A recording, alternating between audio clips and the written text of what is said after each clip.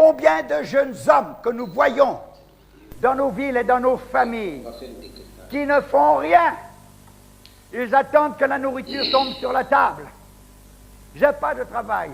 Il n'y a pas de travail. Paresseux. Le travail se crée. On n'attend pas qu'il vous tombe dessus. Le travail se crée. Tu as une intelligence, tu as des bras, tu as la jeunesse, tu as la santé, tu as l'enthousiasme. Alors, les terres sont vastes autour de nous. Ah oui, mais moi j'ai un diplôme de. J'ai fait une maîtrise de. Ce que tu veux, c'est une belle chemise avec une belle cravate, un costume et un bic à la main. Le pays a besoin d'ouvriers. Le pays a besoin de bras. Le pays a besoin d'initiatives. Tu as étudié, c'est bien. Ce que tu feras sera bien parce que tu sais comment le faire. Alors, n'attends pas d'avoir une place avec un bic à la main, un beau costume. Mets-toi au travail, paresseux.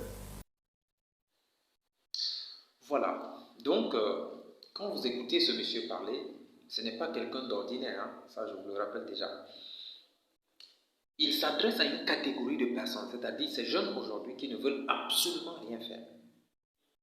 Ils veulent rester là, Dieu les a appelés à plein temps, ils ne veulent absolument rien faire. Et quand ils vous voient passer, oh monsieur le président, il n'y a rien pour les pauvres là, et tout, ils ne veulent absolument rien faire. Et en réalité, il y a plusieurs choses qui les empêchent de ne pas travailler. C'est que beaucoup de personnes n'ont pas les compétences nécessaires pour pouvoir porter des vestes et diriger les autres, mais veulent quand même porter les vestes pour diriger les autres. Personne ne veut être ouvrier. Personne ne veut se lever le matin, sortir pour aller.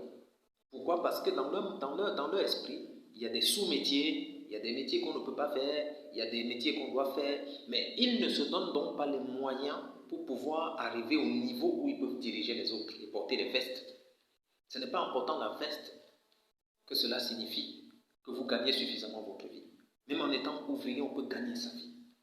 Voilà pourquoi je vais dire aux chrétiens souvent, vous devez sortir pour aller travailler. Dans Genèse chapitre 3, le verset 17 à 19, le Seigneur a été clair là-dessus et je vous recommande de lire cela. C'est ce qu'en réalité ce monsieur veut dire. Parce que beaucoup de personnes sont devenues paresseux aujourd'hui. Ils sont seulement sur Internet, ils font des choses qui ne leur apportent absolument rien dans leur vie chaque jour. Donc, si tu as écouté cette vidéo-là, partage avec tes amis et arrête d'être paresseux. Lève-toi, va te battre. Sors et va te battre. Il n'y a pas de sous-métier dans la vie.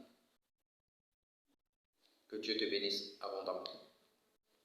Shalom. Et n'oubliez pas de vous abonner sur la page évangéliste Gabriel. Shalom.